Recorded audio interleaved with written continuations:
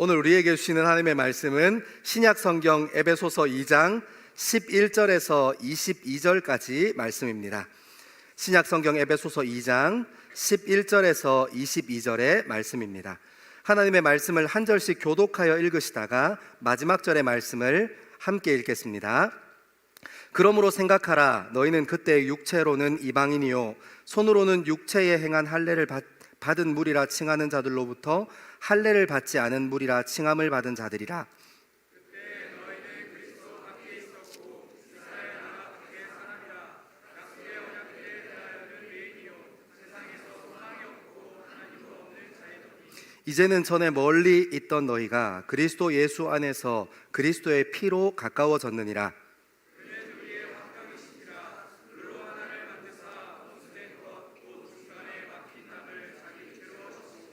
법조문으로 된 계명의 율법을 폐하셨으니 이는 둘로 자기 안에서 한 새 사람을 지어 화평하게 하시고 또 십자가로 이 둘을 한 몸으로 하나님과 화목하게 하려 하시니라.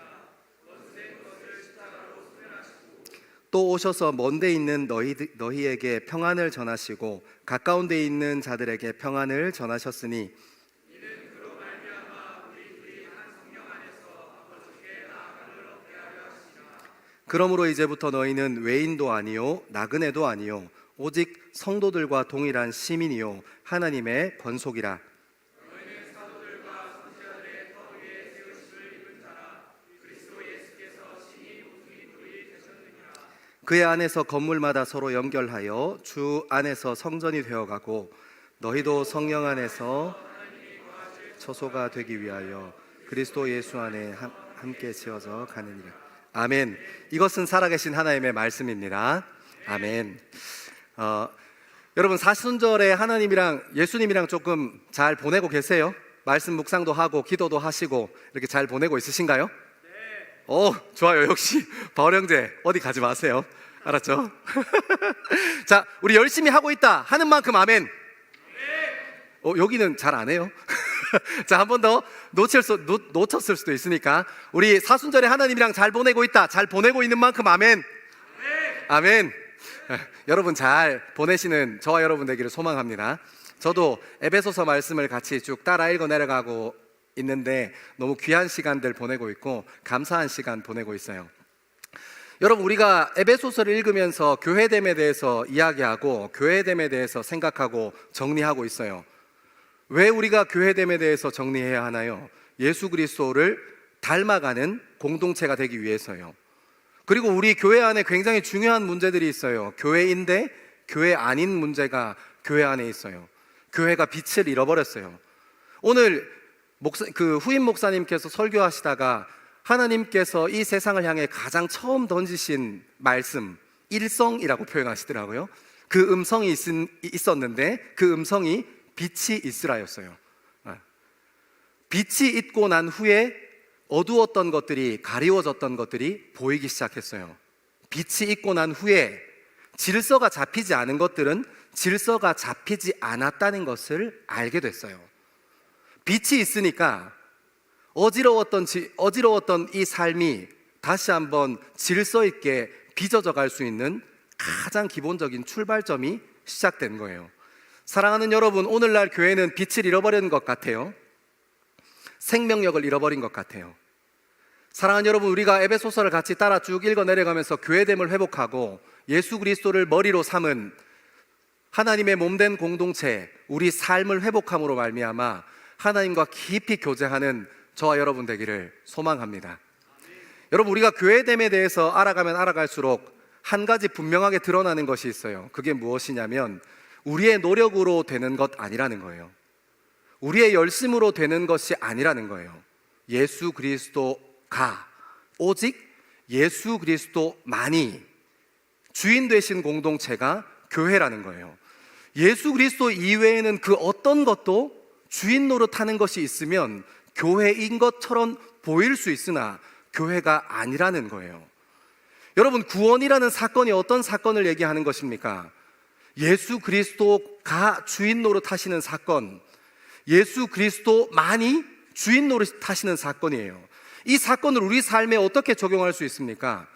타락한 이후에 내 인생의 주인이 나라고 고백하고 싶고 살아있다고 주장하고 싶지만 여전히 죽음 위에 살아가는 우리에게 예수 그리스도의 십자가와 그 풍성하신 사랑은 우리를 죽음 위에 서 있는 존재가 아니라 생명 안의 존재로 하나님께서 우리를 불러주셨습니다. 여러분, 구원이라는 것이 어떤 사건입니까? 우리가 그것을 경험하는 사건입니다. 이 세상의 가치에 휩쓸려서 살아가는 우리, 물질의 가치에 휩쓸려서 살아가고, 이 세상의 젊은이들이 얘기하는 성의 가치에 휩쓸려 살아가고, 이 세상 사람들이 얘기하는 스펙과 학업과 직장, 부모님이 직업이 무엇인가 하는 그 질문에 이 세상의 가치에 휩쓸려 살아가는 사람, 우리 사람을, 죽음 위에 서 있던 우리 젊음을 하나님께서 생명으로 옮겨 놓으신 사건을 얘기하는 거예요. 여러분, 사건이라는 것은 경험이에요. 여러분, 구원을 경험하는 것, 생명 대신 예수 그리스도를 우리 삶으로 경험하는 것, 교회됨을 경험하는 것, 예수 그리스도가 머리 되셔서 우리 젊음을 이끄시는 경험을 하는 것은 너무너무 중요한 일이에요. 왜요? 구원을 그것 외에 다른 것으로 설명할 수 없기 때문이에요. 하나님께서 죽음 위에 서 있는 우리를 생명으로 옮겨내신 경험, 하나님께서 이 세상 가치를 따라서 살아가는 우리를 건져내셔서 생명으로 인도하신 그 경험이 없으면 우리는 구원이라는 단어를, 그 구원이라는 사건을 이해하지 못해요. 그것을 이해하지 못해서 교회 와서 열심히 하는 거예요. 이 세상 사람들이 이 세상에서 사는 것처럼 교회에 와서 그 구원이라는 사건, 그 예수 그리스도와 인격적으로 마주하는 그 경험이 부재하니까 이 세상 사람들이 교회 안에 들어와서 이 세상 사람들처럼 살아가는 거예요. 그래서 우리는 종교적인 열심을 부리는 일에 우리가 구원과 생명을 경험하고 마주하지 못했다면 또 종교적인 열심을 부리는 일로 돌아가는 것이, 그것이 우리의 삶이고 우리의 젊음일 거예요. 그거 아니라는 거예요. 왜요?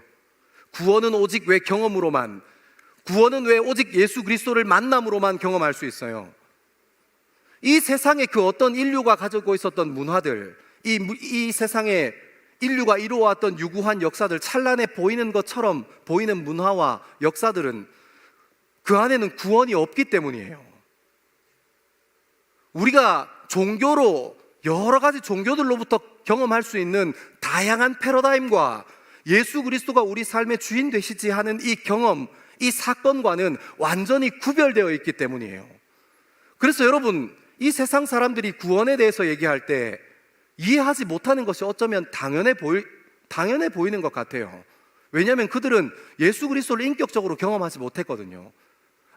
방금 전에 말씀드렸지만 조금 안타깝게도 교회 안에서 구원의 사건을 경험하지 못한 사람들, 그 구원의 사건이 내 사건이 아닌 사람들은 이 세상에서 열심히 살아가던 사람들처럼 교회 안에 들어와서 자기의 열심으로 이 세상을 사는 것처럼 살아요. 그래서 안타깝게도 교회 안에서 교회 아닌 사람들이 생긴 거예요.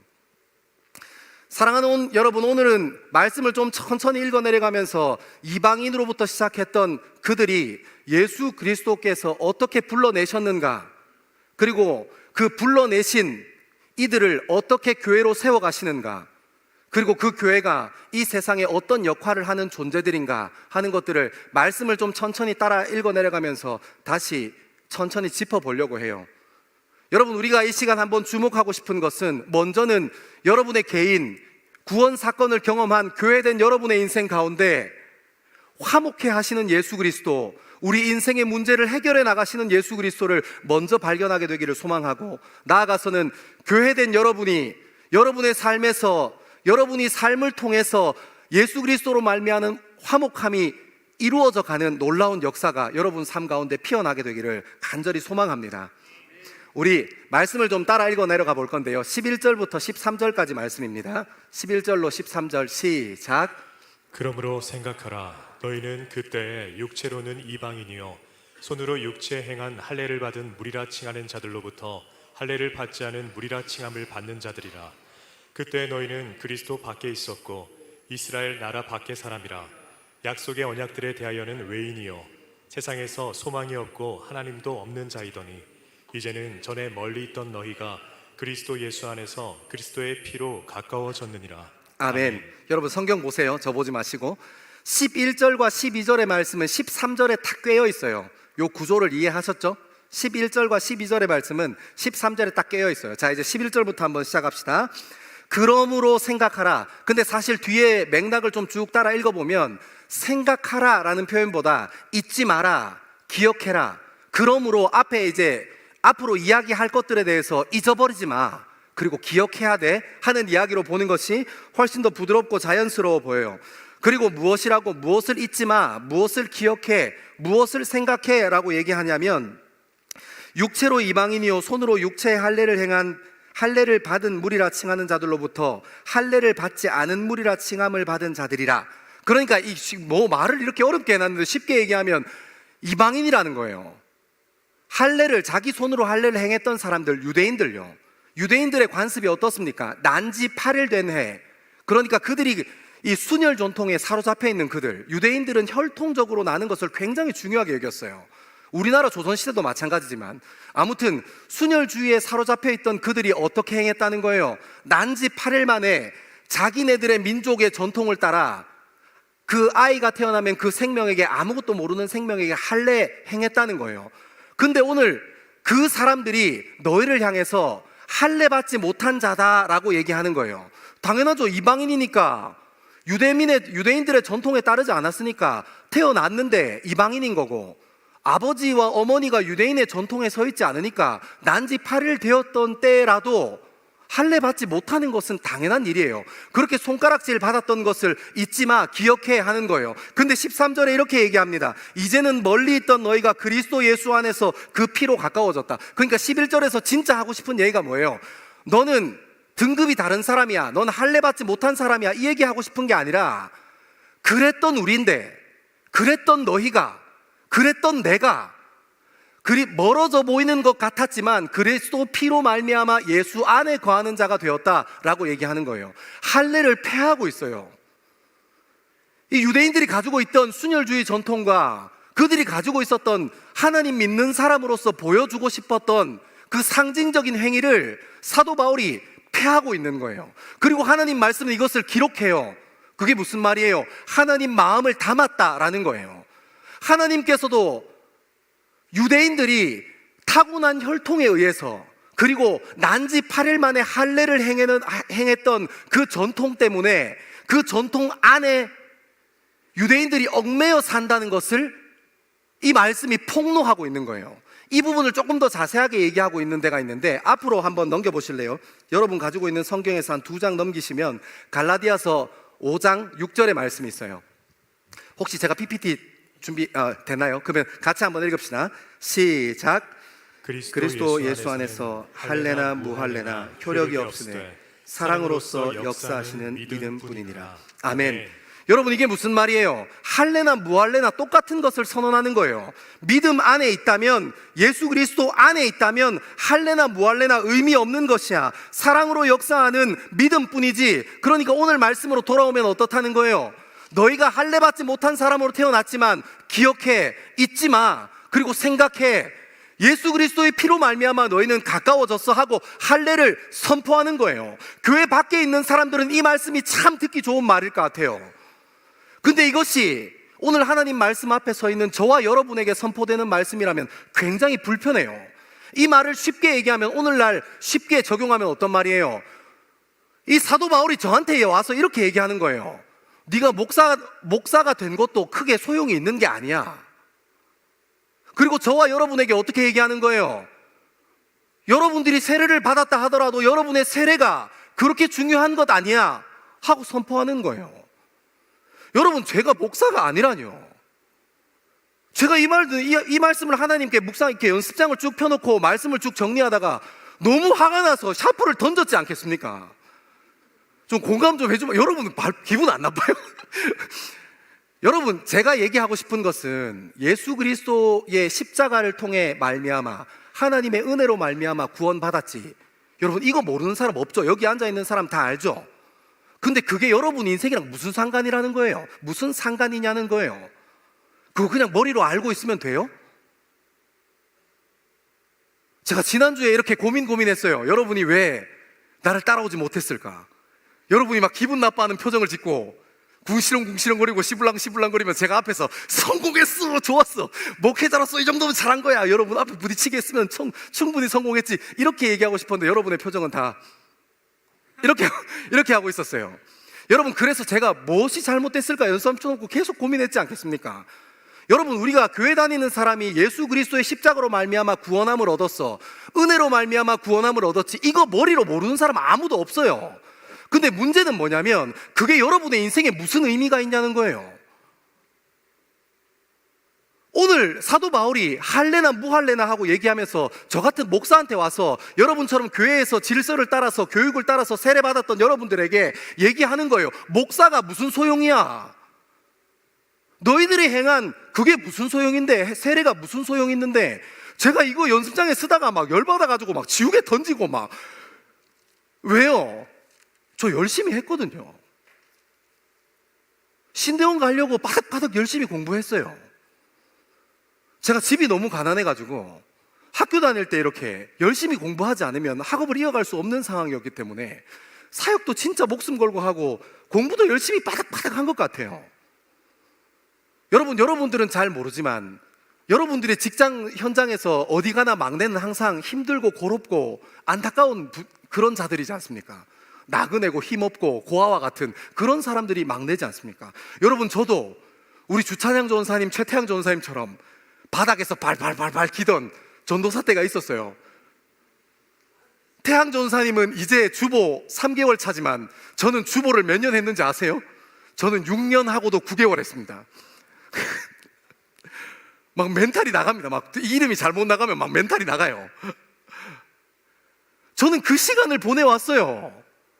그래서 이제 청년부 담당하는 목사로 이렇게 치유하는 교회에 부임했어요. 여러분, 제가 그 밑에서 얼마나 많이 힘쓰고 애쓰고 노력했는데 네가 목사인 게 그렇게 중요하지 않아, 그렇게 소용없어 하고 얘기하는 거예요. 그래서 제가 첫날은 지옥에 던지고 샤프 던지고 일어났다가 하나님, 이게 말이 됩니까? 하나님, 그래도 저 진짜 한번 하나님 앞에서 제대로 살아보려고 발버둥 치고 있는데 하나님 1억입니까? 하다가 제가 이틀째 설교 말씀 다시 준비하러 이 말씀 딱 보고 앉아서 그 연습장 뒤에 보고 하나님 말씀이 옳다는 걸 알았어요.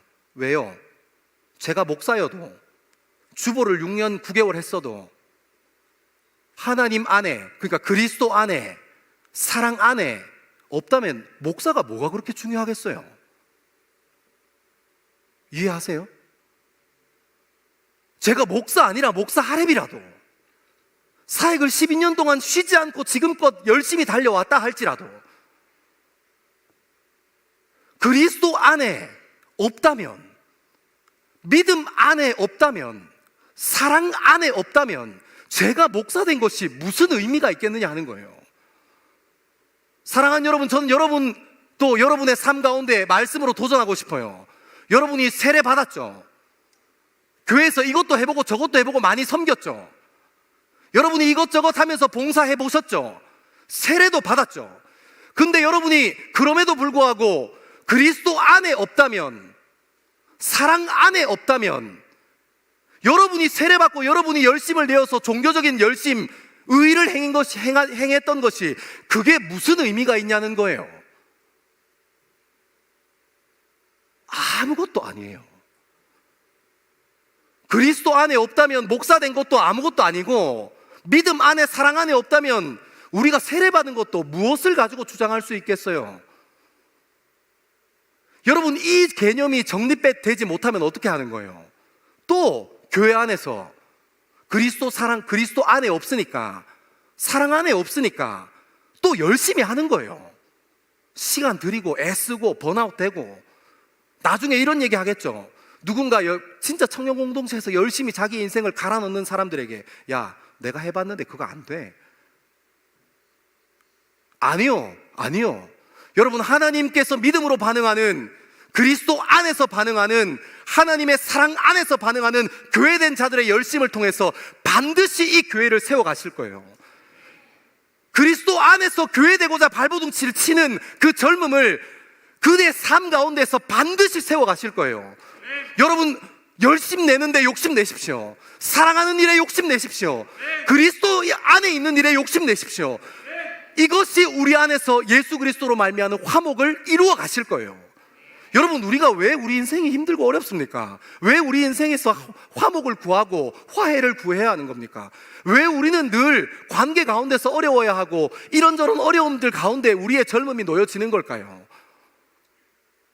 화목하게 하는 근본이신 예수 그리스도의 영이 오늘 18절에 나오는 한 성령이 우리 마음 가운데, 우리 젊음 가운데 부어지지 않았기 때문이에요. 그러니까 교회 안에서 자기의 열심과 자기의 열망을 가지고 의를 가지고 쫓아가니까 나중에 무엇만 남는 거예요? 내 이름만 남는 거예요. 여러분, 그리고 12절의 말씀을 쭉 한번 따라 읽어보겠습니다. 12절에 가면 이렇게 표현해요. 그때 너희는 그리스도 밖에 있었고, 12절은 이것을 표현해요. 그때 이방인들이 어떤 처지에 있었던 사람들인지 기억해, 생각해, 잊지 마 하고 얘기하고 있어요. 5가지 밖에 있는 것에 대해서 얘기하는데 본문은 이렇게 얘기합니다. 12절이에요. 너희는 그리스도 밖에 있었고, 이스라엘, 그러니까 혈통 밖에 있었고, 언약 밖에 있었고, 소망 밖에 있었고, 하나님 없는 사람이었어요. 다시, 그때 이방인들은 그리스도 밖에 있었고, 혈통적으로 이스라엘 밖에 있었고, 하나님의 언약의 말씀 밖에 있었고, 소망 밖에 있었고, 하나님도 없는 자들요. 왜요? 이들은 이방신들을 섬기는 사람들이었으니까요. 유대인들이 부모님의 믿음, 부모님의 전통, 그들의 신앙의 선배들의 유산에 따라서 난지 8일 만에 아무것도 모르는 애한테 생명에게 할례를 가했던 것처럼, 이 이방 사람들, 복음을 경험했던 이방 사람들은 부모님의 전통, 그리고 그들의 민족의 전통에 따라서 자연스럽게 이방신들을 섬겼거든요. 여러분, 이방신들을 섬긴다는 게 어떤 의미예요? 우리가 여러분 다큐멘터리 같은 거 보고 있으면 자주 보는 게, 우리가 고대 문헌, 옛날의 문화, 유적 이런 것들을 보고 있으면 제일 많이 보이는 게 신전이에요. 신전, 그죠? 뭐 파르테논 신전, 뭐 이런저런, 제가 아는 신전이 그거밖에 없는데 갑자기 하려니까 어렵네요. 아무튼 그런 신전이에요. 신전이 왜 지금까지 수천 년의 시간, 수백 년의 시간을 뚫고 지금도 남아 있을 수 있을까요? 그 사람들이, 그 고대인들이 제사를 드리는 일에, 종교를 가지는 일에 진심이었기 때문이에요. 그러니까 신전이 몇백 년, 몇천 년의 시간을 뚫고 지금까지 보존되어 있는 거예요. 그게 그들에게 너무너무 중요했거든요. 그들의 인생을 좌지우지할 만큼 중요했거든요. 그러면 여러분, 그 종교가 가져주고자 하는 게 무엇냐는 거예요. 그 이방인들이 종교 앞에 나가서 무엇을 빌었냐는 거예요. 내가 얼마나 누릴 수 있는 사람이 될 것인가, 나 잘되게 해주세요 하는 거잖아요. 나를 어떻게 대접하는 사람이 될 것인가, 내가 다른 사람보다 더 대접받는 사람이 되고 싶은 거잖아요. 내가 꿈꾸고 소망하는 것들을 이루어낼 수 있는 대상인가 하는 것들 앞에 쏟아져요. 이 이방인들은 그것 앞에 쏟아졌어요. 그래서 13절에 뭐라고 얘기하는 거예요? 하나님과 멀어 보였는데, 그런 기치, 그런 사상을 가지고 있어서 하나님과 멀어 보였는데 예수 그리스도의 피로 말미암아 다시 화목하게 된 거예요. 여러분, 오늘날 우리 세상은 다릅니까? 이때 이방 사람들만 이래요? 오늘 우리는 다릅니까? 여러분, 이 세상이 추구하는 가치가 뭐예요? 물질, 성공, 그리고 좋은 직장, 직업, 관계, 유력한 사람들과의 탁월한 관계. 여러분, 왜 그것에 집착해요, 사람들은? 고대인들과 다르게 신전의 모양은 없어졌고, 형식은 없어졌고, 형태는 없어졌어요. 하지만 더 근본적으로, 더 근원적으로 여전히 우리 삶 가운데 이방신들을 섬겼던 그 이방 고대인들의 그 중심이 2024년을 살아가는 오늘 우리 삶에도 여전히 있어요. 그래서 여러분, 이 말씀이 오늘 우리가 읽어도 여전히 힘 있는 거예요. 여러분, 왜 그것에 집착하세요? 왜 권력과, 왜 성공과, 왜 출세에 집착하세요? 왜 여러분이 남들보다 더 잘나기를 바라세요? 내가 얼마나 대접받을 수 있는 사람인가를 확인하고 싶어서 그런 거잖아요. 소확행이라는 말 하죠. 이제 큰 거로는 내 삶을 채울 수 없는 세상인 것 같으니까 소확행이라는 말을 써요. 작은 것이라도 내게 만족하는, 나를 대하는 거에 대해서 얘기하는 거예요.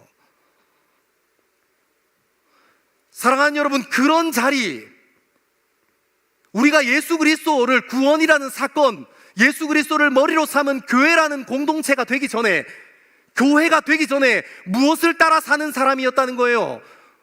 이 세상의 가치를 따라 사는 사람이었다는 거예요. 이 세상이 추구하는 물질, 사상, 생각, 유력한 사람들과의 관계를 여러분도 쫓아서 살아갔던 사람들이고 저도 그렇게 쫓아 살던 사람들이에요. 근데 여러분 어떻습니까? 구원이라는 사건, 죽음 위에 살아가는 우리를 생명으로 옮겨 놓으신 그 사건이요, 예수 그리스도가 우리 삶의 주인 되셔서 그분과 인격적으로 교제하기 시작하면서 이 세상의 가치와 이 세상이 흐르는 기조에 따라 살지 않기로 하고 하나님 말씀으로 살겠다는 결단이요, 교회됨이요, 그것을 넘어간 사람들이 전혀 다른 가치를 추구하는 거잖아요. 그러므로 여러분, 우리도 그전에는 그렇게 살았다고요. 사랑하는 여러분, 어쩌면 우리는 아직도 구원이라는 사건 밖에서, 그리고 교회 안에서 이 세상 사람으로 살아갈지도 몰라요. 너무 중요하니까 한 번만 더 할게요. 여러분, 우리는 어쩌면 교회 안에서 구원이라는 사건을 경험하지 못하고 구원이라는 사건에 사로잡히지 못해서 우리가 구원받는 것은 오직 십자가로 구원받지, 우리가 구원받는 것은 오직 은혜로 구원받지 하는 그 말씀이 나랑 상관없고 그냥 머리로만 알고 있는 말씀이어서 우리는 교회 안에서 교회 아닌 존재로, 교회 안에서 내 열심을 가지고 내 열심을 쏟아가며 사는 사람으로 멈춰 있을 수 있어요. 사랑하는 여러분, 저는 그래서 오늘 11절부터 13절까지 멀어 보였던 우리를 그리스도의 피로 말미암아 화목하게 해주신, 다시 가까이 붙여주신 예수 그리스도의 구원 사건을 회복하면서 저와 여러분이 바른 교회 되기를 소망합니다. 전 여러분이 정말로 바른 교회 되기를 소망해요. 교회에 매주 나와서 이 세상의 가치로 살아가는 교회인데 교회 아닌 사람으로 살길 원치 않아요. 사랑하는 여러분, 이 세상의 역사는 BC와 AD로 나뉘어요. Before Christ, Anno Domini. Anno Domini라는 라틴어의 뜻은 그리스도의 탄생이라는 말이에요. 그러니까 Before Christ, 기름 부음 받은 자가 이 세상에 오기 전과 Anno Domini, 그리스도가 탄생하신 후로 이 세상의 역사는 갈리어져요. 여러분, 구원 사건이 우리 삶 가운데, 우리 젊음 가운데 없다면 이것은 그냥 남의 이야기로 멈춰 있어요. BC와 AD로 나누는 역사는 그냥 남들이 살아가는 역사에 불과해요. 하지만 여러분, 우리가 예수 그리스도를 인격적으로 만나는 구원이라는 사건, 교회됨이라는 사건을 진실로 마주한다면, 내가 교회 되기로 결단하고 예수 그리스도로 말미암아 그분이 내 삶의 주인 되시지, 내 젊음의 주인 되시지, 그분이 가자고 하는 곳이 부르심이니까 거기에 소망을 두고 따라가야지 하고 고백하고 주 앞에 나아가는 사람들마다 BC와 AD는 우리의 역사예요. 사랑하는 여러분, 저는 여러분의 인생 가운데 BC와 AD가 있기를 소망합니다. 그것이 남의 이야기로 멈춰있는, 교회에서 열심히 기도하고 눈물 흘리면서 기도하고 찬양할 때 춤추고 말씀할 때 아멘하는 그런 사람들의 소유물이 아니라 저는 여러분의 소유물이 되어지기를 소망합니다. 저는 그로 말미암아 예수 그리스도께서 우리의 삶을, 우리의 젊음을 다시 한번 화목해 하실 거라고 믿어요. 그분의 피가 우리를 살릴 것이기 때문입니다. 여러분, 이것을 건너가야 제가 목사 되는 게 의미가 있는 거예요. 내가 그리스도 안에 있는 존재인 것을 다시 확인해야, 내가 그리스도의 사랑 안에 있는 존재인지 다시 확인해야 내 인생의 주인이 진짜 예수 그리스도가 맞는지, 내 젊음의 주인이 예수 그리스도가 맞는지 확인해야 비로소 교회 되는 것이 시작되는 거예요. 그렇지 않으면 또 이 세상을 살아가는 우리의 열심이 교회 안에서 쏟아질 뿐입니다. 사랑하는 여러분, 저는 그것이 예수 그리스도가 구원자 되시는 그 사건이 여러분의 삶에 BC와 AD가 되어서 여러분의 삶을 새롭게 세워가는 놀라운 사건 되기를 소망합니다. 우리 말씀을 좀 더 따라 읽어 내려가겠습니다. 14절에서 19절까지 말씀입니다. 14절에서 19절입니다. 시작. 그는 우리의 화평이신지라 둘로 하나를 만드사 원수된 것 곧 중간에 막힌 담을 자기 육체로 허시고 법조문으로 된 계명의 율법을 폐하셨으니 이는 이 둘로 자기 안에서 한 세 사람을 지어 화평하게 하시고 또 십자가로 이 둘을 한 몸으로 하나님과 화목하게 하려 하시니라. 원수된 것을 십자가로 소멸하시고 또 오셔서 먼 데 있는 너희에게 평안을 전하시고 가까운 데 있는 자들에게 평안을 전하셨으니 이는 그로 말미암아 우리 둘이 한 성령 안에서 아버지께 나아감을 얻게 하려 하심이라. 그러므로 이제부터 너희는 외인도 아니요 나그네도 아니요 오직 성도들과 동일한 시민이요 하나님의 권속이라. 아멘. 아멘. 여러분, 죄송한 말씀을 먼저 좀 전해요. 제가 시간을 보니까 또 50분이네요. 제가 오늘은 기필코 짧게 하리라 하고 다짐하고 올라왔는데 새가족부 죄송합니다. 나중에 시간 되면 이렇게 한번 표시는 해주세요. 제가 어떻게 한번 잘 정리해 볼게요. 죄송합니다. 제가 약속한 게 있어서요. 또 약속은 지켜야 하지 않겠습니까? 아무튼 그렇습니다. 여러분, 14절 말씀 한번 보세요. 그는 우리의 화평이신지라 둘로 하나를 만드사 원수된 것 곧 중간에 막힌 담을 자기 육체로 허셨다. 그리고 15절에는 법조문으로 계명의 율법을 폐하셨으니 이는 둘로 자기 안에서 한 세 사람을 지어 라는 표현이 있어요. 16절에 보면 또 십자가로 이 둘을 한 몸으로 하나님과 화목하게 하시려고 라는 표현이 있어요. 17절에 보니까 또 오셔서 먼 데 있는 너희들에게 또 쭉쭉쭉 내려가면 가까운 데 있는 자들에게 하고 얘기합니다. 그리고 18절에 이렇게 얘기해요. 그로 말미암아 둘이 한 성령 안에 라고 얘기합니다. 여러분, 사도 바울이 이 세상을 어떻게 보고 있는 거예요? 하나님 말씀이 이 세상을 어떻게 보고 있는 거예요? 둘로 보고 있는 거예요. 둘로. 언제부터 둘이었을까요? 창세기 3장에 인간이 처음 타락한 이후부터는 사람 계속 둘이었어요. 하나님과 인간의 관계가 단절됨으로 하나님과 인간이 둘이 되었습니다. 완전해 보였던 에덴 동산에서 쫓겨났던 아담과 하와로 인하여 에덴 동산과 이 세상은 단절되었어요. 그리고 죄를 짓고 난 후에, 타락한 후에 가장 사랑했던 내 뼈 중에 뼈고 내 살 중에 살이라고 고백했던 부부관계였던 여자와 남자가 갈라졌어요. 여러분, 이 세상은 계속해서 갈라졌고 분열합니다. 근데 여러분, 그래서 우리 인류가 가만히 있었습니까? 우리 인류가 그것 때문에 아무것도 하지 않았습니까? 우리 인류는 열심히 노력했어요. 둘을 하나 만들기 위해서, 갈라져 있는 것을 봉합하기 위해서, 단절되어 있는 것을 다시 회복하고 화목해 하기 위해서 인간은 열심히 노력했어요. 근데 그 인류가 한 행위를 한번 생각해 보세요. 얼마나 아이러니한지 몰라요. 여러분, 선진국이라고 불리는 힘 있는 나라들, 강대국이라고 불리는 힘 있는 나라들은 국방비 경쟁에 너나 할 것 없이 앞다투어 엄청난 금액, 천문학적인 금액을 때려 부어요. 그리고 국방력을 강화합니다. 더 강한 무기, 대량 살상 무기, 정밀한 무기, 이런 것들을 계속해서 만들어가고 세워가요. 무엇을 위해서요? 너무 아이러니하게 평화를 위해서 그렇게 해요. 여러분, 이 세상, 우리가 살아가는 이 세상의 가치, 우리가 더불어 살아가는 이 인류는 무엇에 집중하고 있어요? 천문학적인 돈을 들여가면서 더 폭력적인 것을 낳고 뭐라고 얘기하는 거예요? 초법적인 폭력성, 합법적인 폭력성을 만들어 놓은 거예요. 그리고 그 폭력성 밑에서 둘이 하나 될 것을 얘기합니다. 얼마나 아이러니한 일이에요. 우리 사회는 어떻습니까? 우리가 살아가는 사회는 여러 가지로 갈라져 있고 단절되어 있고 분열되어 있는 이 사회 공동체를 하나로 만들기 위해서 위계 질서라는 것을 만들어 놓았어요. 규범과 법이라는 걸 만들어 놓았어요. 그래서 모두가 다 잘 살 수 있는 어떤 이상향을 꿈꾸면서 그렇게 만들어 놓았습니다.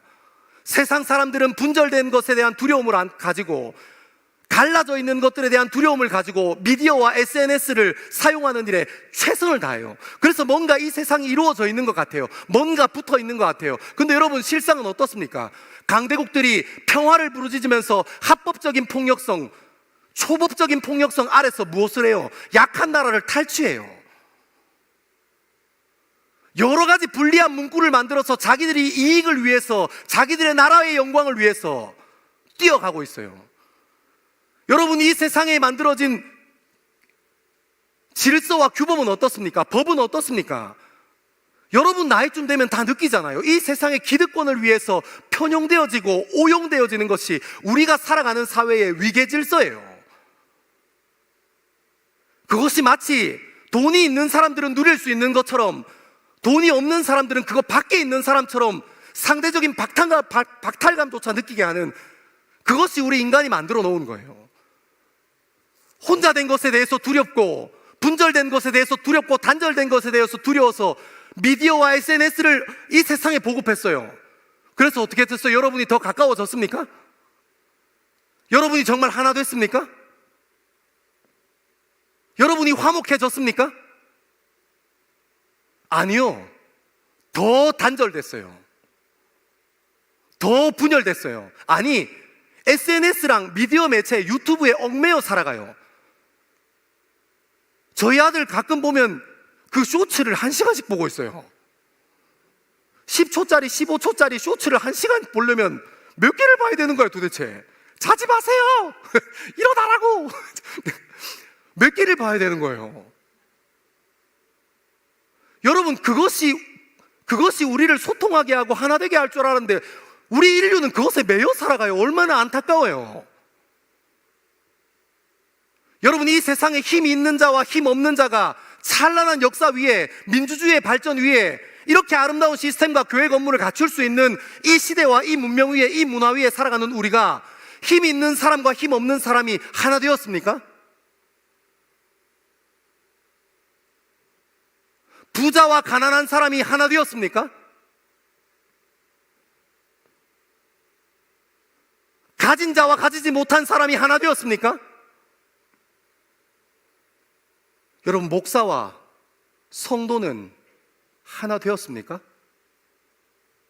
아멘 안 해요? 안 돼! 이거는 의도가 다른 건데! 정신 차려! 이런 반응일지 몰랐습니다. 다시! 목사! 안 할게요.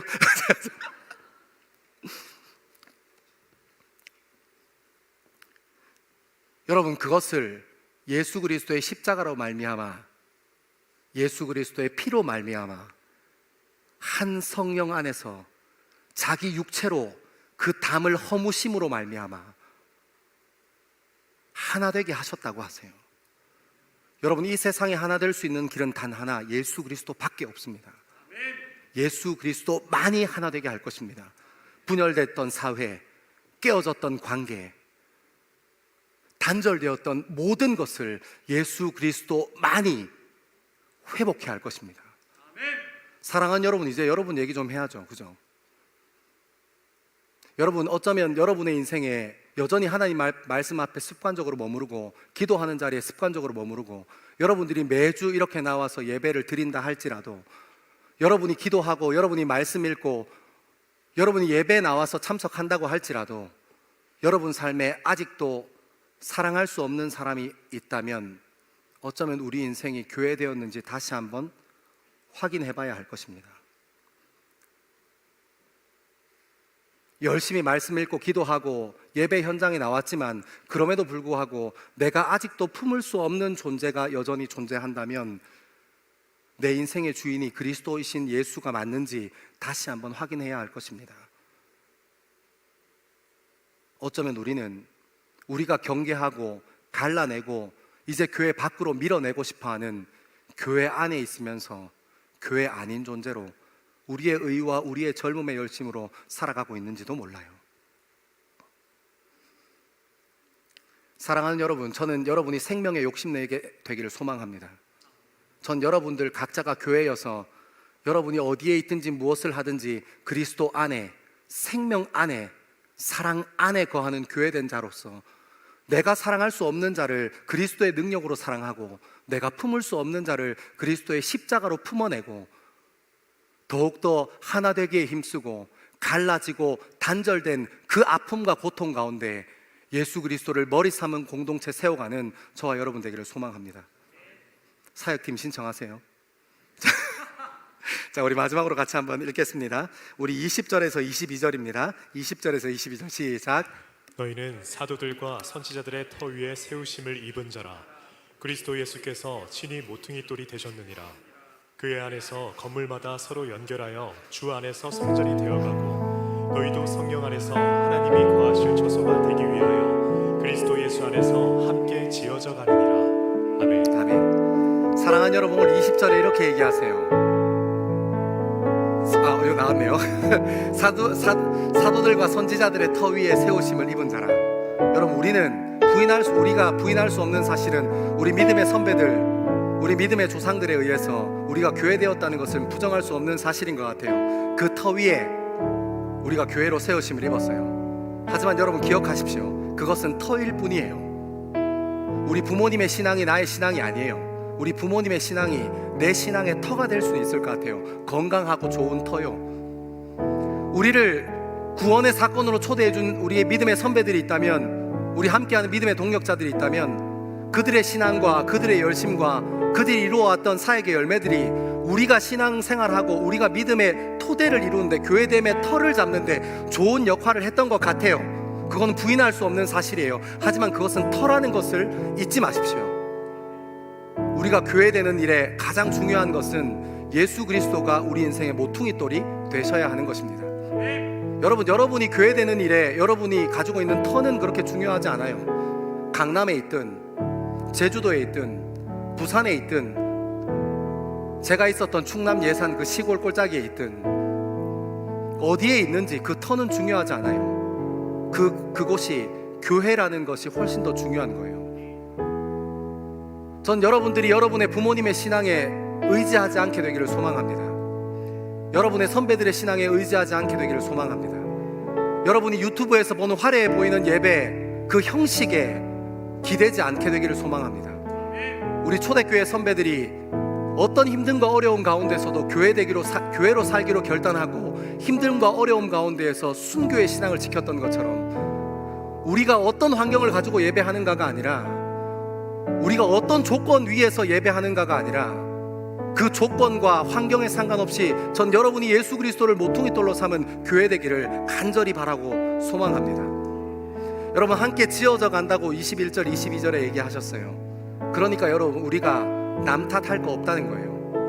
어쩌면 우리는 교회로 계속해서 지어져 갈 거예요.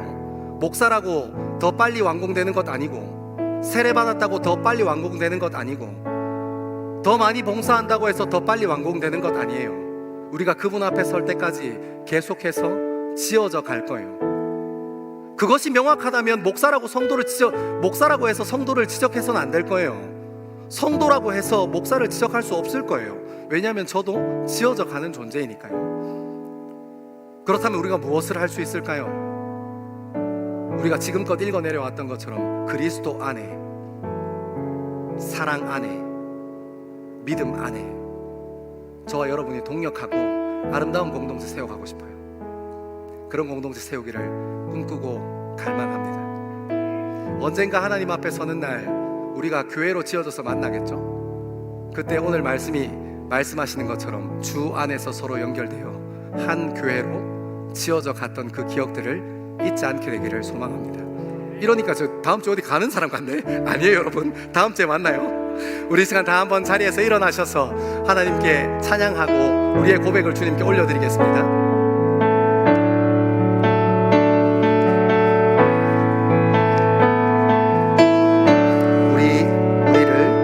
우리를 하나로 부르셨네. 주 안에서 형제되는 우리 십자가의 보혈 자유케 내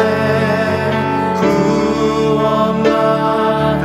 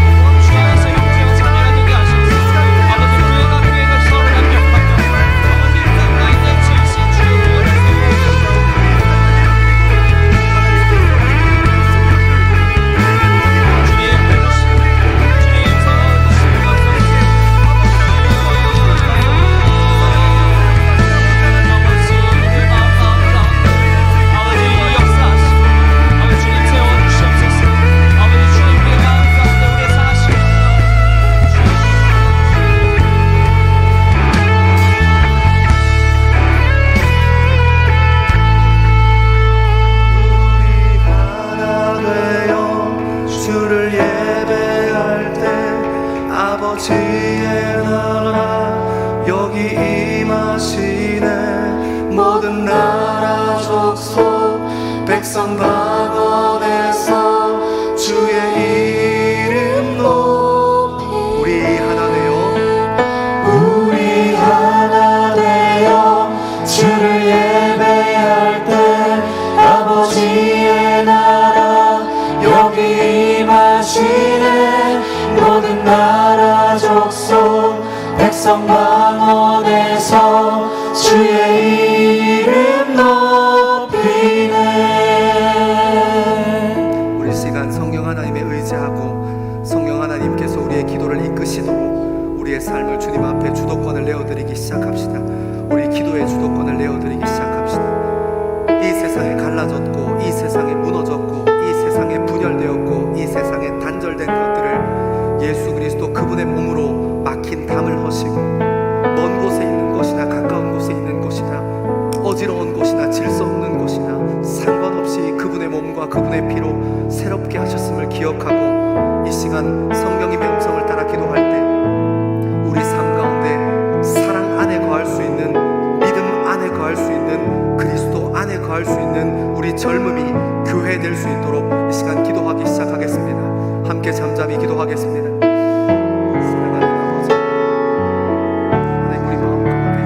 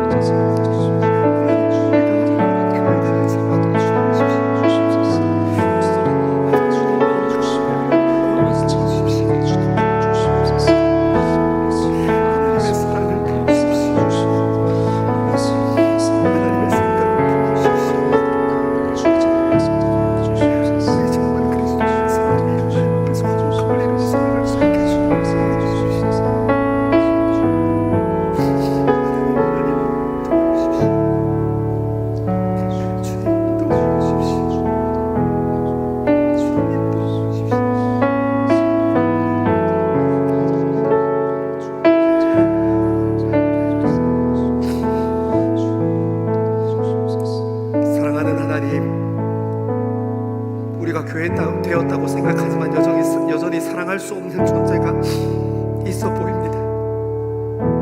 하나님, 우리가 교회 되었다고 하지만 여전히 품을 수 없는 그 어떤 것이 우리 삶 가운데 여전히 있습니다. 예수 그리스도께서 죄와 허물 가운데 있는 우리를, 하나님과 단절되어 있는 우리 삶의 큰 담을 본인의 육체로 허무셨는데 우리는 여전히 아직 혈기 가운데 살아있고 우리 젊음의 주인 노릇하고 싶어하며 아직도 우리는 하나님 말씀에 바로 순종하지 못하고 사랑할 수 있는 사람과 사랑할 수 없는 사람을 나누고 순종할 수 있는 사람과 순종할 수 없는 사람을 나누고 품을 수 있는 사람과 품을 수 없는 사람을 나누며 살아갑니다. 하나님, 갈라진 것, 단절되고 분열된 것을 화목케 하신 예수 그리스도가 오늘 이 시간 우리 삶의 주인 되시고 우리 젊음의 주인 되셔서 분열되고 단절되고 갈라져 있는 이 땅을 교회로 살아갈 때에 예수 그리스도와 같이 생명을 회복하고 선을 회복하고 갈라지고 무너지고 단절되었던 것들을 붙여 하나 만들 수 있는 귀한 교회로 우리를 사용하여 주옵소서. 주님, 우리를 사용하여 주옵소서.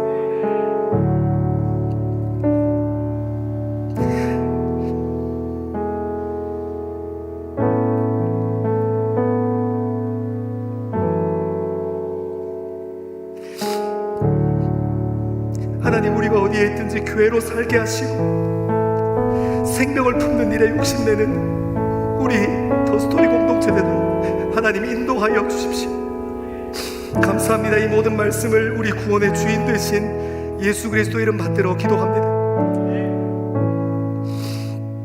우리의 욕구와 욕망이 아닌 주님의 언약 안에서 교회 되기로 결단하는 젊은 그리스도인들의 삶의 자리에서 교회되기로 결단하는 모든 젊은 그리스도인들 머리 위에, 그리고 예배를 사모하여 예배의 자리에 나온 하나님의 백성들 머리 위에 하나님께서 선포하신 복을 선언합니다. 여호와는 내게 복을 주시고 너를 지키시기를 원하며, 여호와는 그의 얼굴을 내게 비추사 은혜 베푸시기를 원하며, 여호와는 그 얼굴을 내게로 향하여 드사 평강 주시기를 원하노라. 아멘.